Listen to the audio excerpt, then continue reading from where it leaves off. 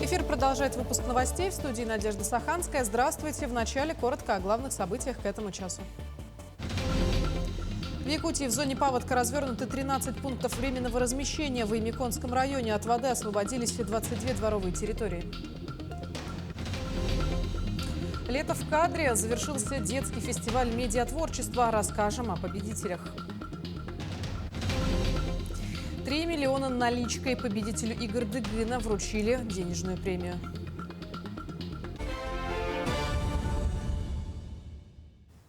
В зоне паводка развернуты 13 пунктов временного размещения, 7 в Имиконском районе, 4 в Момском, 2 в Абыйском. Накануне в Имиконский район прибыли специалисты для подсчета ущерба. Вода уходит медленно, при этом прогноз погоды остается неутешительным. С 20-х чисел, по данным Гидрометслужбы Якутии, в районе Имикона ожидаются осадки. По предварительным данным, в результате паводка в Имиконском районе затоплено 328 дворовых территорий в 5 населенных пунктах. В Момском районе паводком затронуты 3 населенных пункта, а именно 55 дворовых территорий и 4 индивидуальных жилых дома. Ну а в Абыйском районе в поселке Куберганя затоплено 16 дворов. На сенокос в республике вышли более 4500 человек. Уже скошено свыше 8000 гектаров сенокосных угодий и заготовлено 3839 тонн сена. Наибольшие объемы заготовки приходятся на Мегино-Кангаласский и Чурапчинский районы. Сложная ситуация с кормозаготовкой наблюдается в Имиконском, Момском и Тампонском районах из-за подтопления сенокосных угодий. Действует оперативный штаб Министерства сельского хозяйства республики по координации сезонных сельскохозяйственных работ. В Амгинском районе начался второй этап работы по асфальтированию автодороги Амга-Нижний Бестях. Так, до конца 2028-го планируется ремонт и асфальтирование дороги до Амги. Общая протяженность работ составляет 159 километров. В прошлом году работники заасфальтировали 7 километров от поселения Нижний Бестях. В этом году по плану асфальтирования дороги на территории Амгинского улуса составляет 10 километров. На сегодня выполнены все земляные работы и готовы к укладке асфальта. На сегодняшний день готово 5 километров земполотна, основания под асфальтирование. И вот буквально на днях сейчас мы видим, что ведутся работы по асфальтированию, которые завершатся на днях. Ну, по заверению подрядчиков, планируют в июле месяце все 10 километров завершить. Потом будут проводиться работы по благоустройству. В Ямщицком селе Солянка Алекминского района реализован долгожданный проект по строительству водопровода. Это стало возможным по программе поддержки местных инициатив с участием практически всех жителей села. Именно так и было задумано при создании программы. У воды и без воды. Именно так можно было говорить о жителях села Солянка до недавнего времени. Село стоит на берегу реки Лена. Между тем, еще вот-вот жители покупали воду бочками. В эти дни у села настоящий праздник. Наконец-то заработал свой водопровод.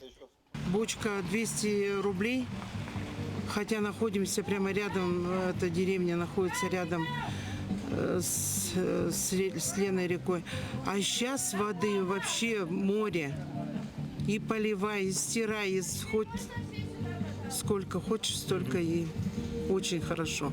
Это был наказ от избирателей еще в 2018 году, рассказывает глава Наслега. И, наконец, все получилось в рамках программы поддержки местных инициатив.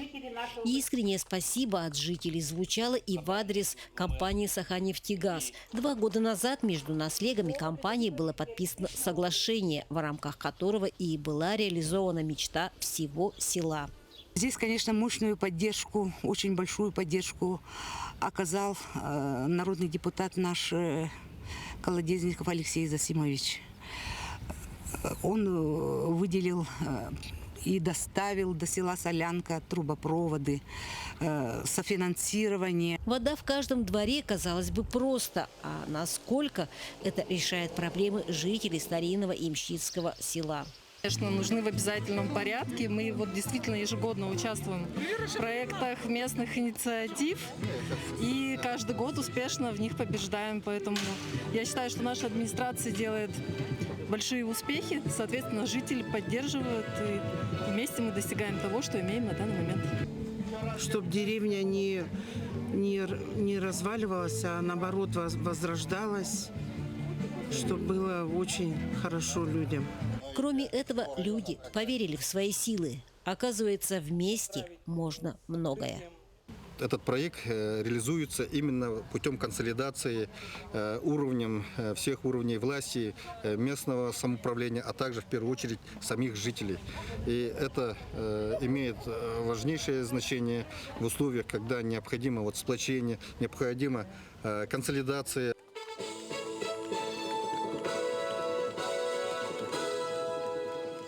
Елена Фаст, Максим Копылов, Алекминск. Мошенники могут звонить людям от имени государственных органов или банков. Специалисты ВТБ отмечают значительный рост мошенничества, связанного с обещаниями полного списания долгов. Сейчас самыми распространенными схемами обмана стали несуществующие программы по списанию кредитов, фальшивые сервисы по ускоренному банкротству и предложения от антиколлекторов. На поддельных сайтах, имитирующих официальные сервисы, жертвам обещают быстрое списание долгов за дополнительную плату.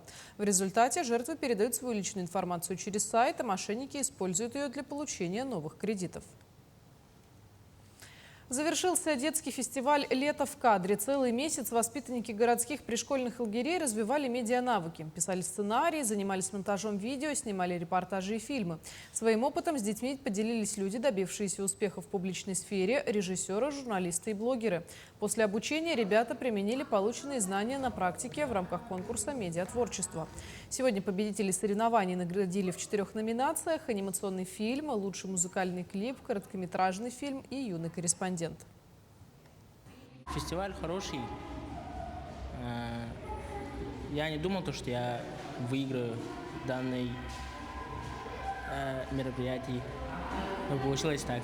Мы снимали репортаж про наших инструкторов ПДН, брали у них интервью, спрашивали у них разные вопросы по типу, связанные с детьми и про их работу.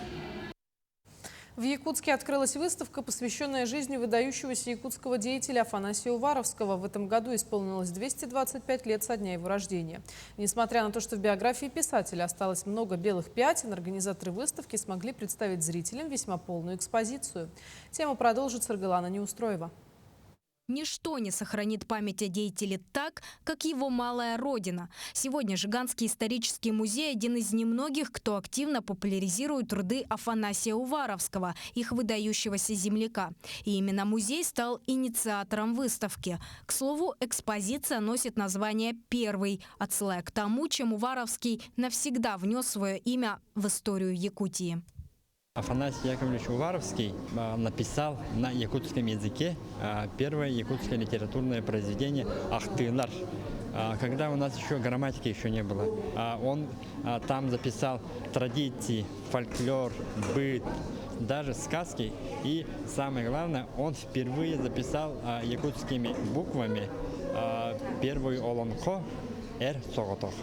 И только вдумайтесь, труд этот был опубликован сразу аж на нескольких языках. Само собой, на якутском и, нет, не на русском, а на немецком, французском и даже английском. Таким образом, в далеком 1848 году именно Афанасий Уваровский открыл Якутию для всего мира. И несмотря на это, исследователям только предстоит узнать подробности о жизни этого деятеля. Наш молодой сотрудник Айсен Васильев буквально на днях выиграл большой грант Российского научного фонда. И бесспорно будут какие-то новые поиски в архивах.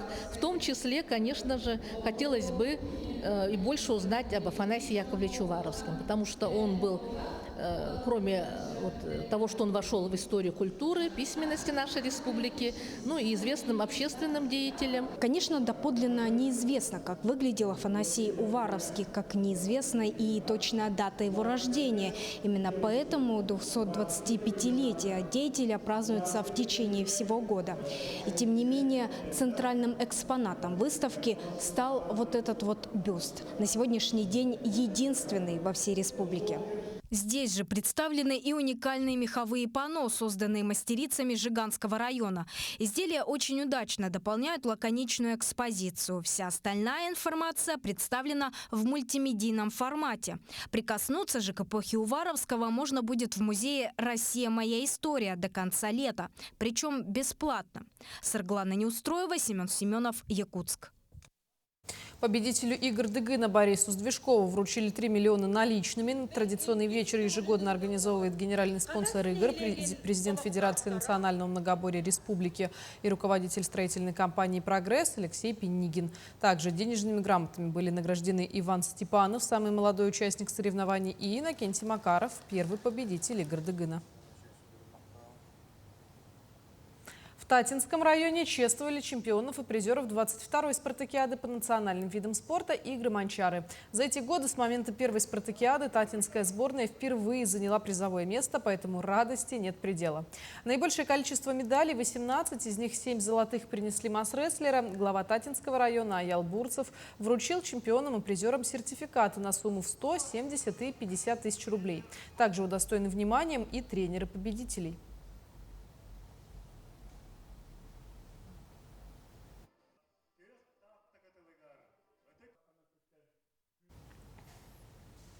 Волейболистки республики сразятся за звание лучших. В Якутске прошло открытие чемпионата по пляжному волейболу среди женских и мужских команд. Он продлится до 20 июля. В соревнованиях принимает участие 42 спортсмена из 14 улусов.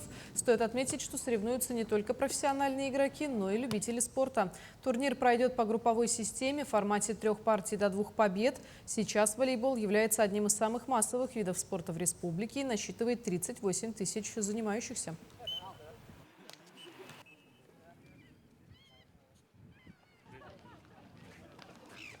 Не первый год, уже давно проводим соревнования. Можно сказать, что пляжный волейбол у нас в республике развивается. Интерес к волейболу у нас в республике растет, уровень игр также растет, накал будет очень такой высокий также, поэтому мы ожидаем зрелищных, хороших игр. К этому часу это вся информация. Мы продолжаем следить за развитием событий. До встречи в итоговом выпуске новостей.